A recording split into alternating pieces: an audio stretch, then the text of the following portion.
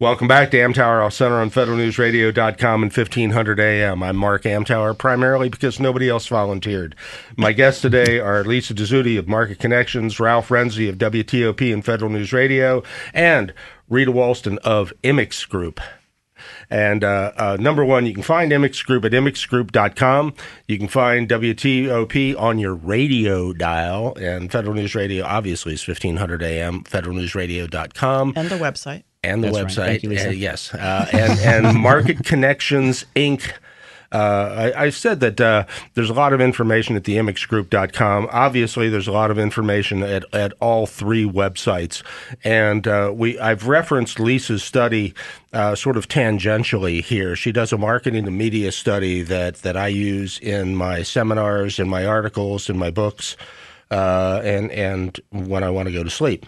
So As do most people. I never let this stuff go. It's with me 24/7. So you wanted to follow up on the last thing, Lisa. Yeah, I was just going to follow on to what Rita was saying. And federal decision makers are using so many different mechanisms to consume information. It's not just a handful the way it used to be in years gone by. I mean, Exactly. You've got 10, 12 or more different avenues for people to consume information, whether it be videos, whether podcasts, blogs, websites, microsites, whatever it is. It is a lot. So that is a challenge, I think, for marketers. So to your point, Rita, really having to give guidance to people. I mean, people have to be very strategic about where they're putting their dollars and not putting them just in one bucket or two buckets, because people don't consume information that way anymore, and our research shows that.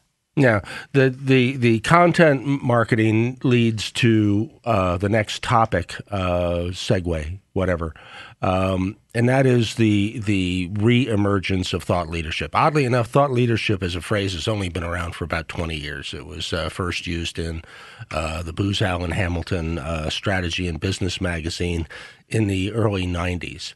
And when I found that out, it blew me away, because I thought it had been here like since Ben Franklin or something, maybe in Poor Richard. But the idea of thought leadership is predicated on defining and owning a certain set of intellectual property. And I know that Rita's got some issues with this, because everybody wants to be one. Absolutely. I work with a number of clients, and very often the directive will come down to my client's marketing department from on high. We need to have a presence in thought leadership. We need to be driving the conversation. We need people to think of our company as thought leaders. And what I kindly try to find out, it helps to have Steve Charles around, definitely. But I said, in order to really have appropriate thought leadership, you need a leader with some thoughts. And that might sound a little bit glib, but it can be difficult for a company to identify who is going to be your leader, who is the person that you're going to put forward as your subject matter expert, and how will they talk about this? How will they write about this? How will they be articulate? How often are they willing to do it? Very often they'll identify a thought leader, but that person just doesn't have the bandwidth to be writing articles and be writing the content and be interviewed for the content.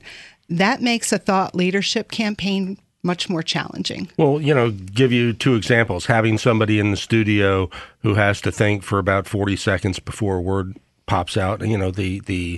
Fortunately, my show's recorded so we can squeeze out the dead air time. But if they're on Francis or on Tom, that may not happen. I've also attended keynotes where CEOs have been there, and they start off with a room half full, and it ends up with their three marketing people sitting, sort of around the room at the end, because everybody's vacated the premises. What happens here? Ralph or Lisa, please jump in. Well, I think, what Rita just said, having the ability to coach some people who are your perceived thought leaders, meaning they have the knowledge, but how do we have them communicate that knowledge effectively? And as Lisa said, across all channels. So what we're seeing a lot of is, how can we communicate messages with thought leadership that is a resource across all these different choices of marketing channels that we have? One thing that comes to mind, Mark, and I know you're heavily involved with it, with social media, do you have a social media policy at your place of work? What are the rules? Who is allowed to promote things through social media? What are some things to watch out for? There's some landmines in social media, and not just saying, yeah, we need to do it, but actually having a policy and using it like any other silo within an organization so that it is tried and true, and here's how we do it, it's functional, and it's strategic is very important. So it's a great, and Immix Group is a great resource for that because they're such a hybrid company of being in the business and also helping their partners.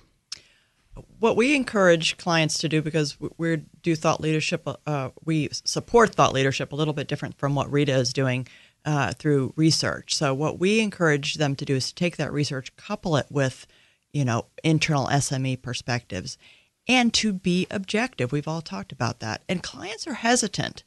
They want to go down that path of self-promoting. We encourage them to be objective, to talk about their solution, what other solutions there are in the market, advantages and disadvantages of each, and that builds credibility and trust with them. And it's amazing how reluctant clients are to do that. They're very hesitant to talk about any other solution but their own. Well, even if they just address the issues at large and not offer the solution, what are the problems? Right. Defining a problem is where you start with the solution. But, my issue with thought leadership is that not only do these people have to know this stuff, they have to be recognized and accepted by the community for it. So thought leadership's not a self-bestowed title. SME, subject matter expert, can be as long as it's real. But there's so many people out there. I've seen people with thought leader in their LinkedIn headline, and I'm going, no, you're not. You don't pat yourself on the back. It often is self-bestowed. It often is. But Ralph, give me some criteria here for what constitutes a legitimate thought leader. So obviously, having the knowledge and experience and credibility that we all think is, commonplace in order to be able to go in front of people and not just communicate, but be a resource and communicate some content that's valuable to them. So I think that's step one. Step two is we all have the picture of our mind of the mad professor who's in a corner, who's brilliant but can't speak, and we've all had teachers like that and college and that kind of stuff, that the person's brilliant, but I really can't understand it's monotone and all that kind of stuff. So we have to work with these thought leaders, even though they may be high up the chain. We need to work with them so that they can effectively communicate their message. And as you said earlier, Mark, that's both written message, that is a on-air message, that is social media message. So how are we coaching them so they can communicate, or making the tough decision to say, you're not our thought leader. You've got the knowledge, but we need somebody with a little bit of a dynamic personality so that we can have impact in the marketplace and communicate our message. Yeah. Who's driving that bus? Yeah, very often.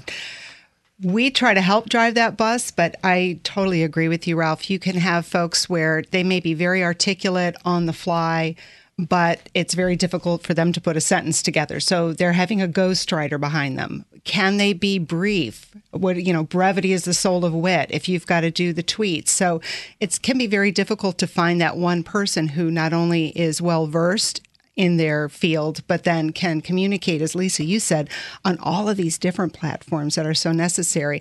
And to your point, Mark, that credibility is not built overnight. It isn't even self-bestowed, but you can't say, well, I did 3 blog posts this month, ergo, I am now a thought leader.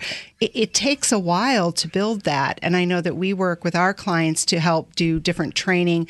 How do you speak in person? Can you talk off the cuff? I know some clients who have a thought leader, and it's like, if I can have this guy prepped, he's wonderful. He's not allowed to talk off the cuff. So it can be very difficult to find that combination for that perfect thought leader. And I think clients should make that investment. And whether it's in that kind of coaching, or if it's in a third party that's writing or doing tweets for you, writing content for you, if you can find the right resource, I think that can be very valuable. It's definitely an investment. Okay. My guests today are Lisa Dezzutti, Market Connections, Ralph Renzi, WTOP and WFED, and Rita Walston of Immix Group. I'm Mark Amtower. You're listening to Amtower Off Center on federalnewsradio.com and 1500 AM.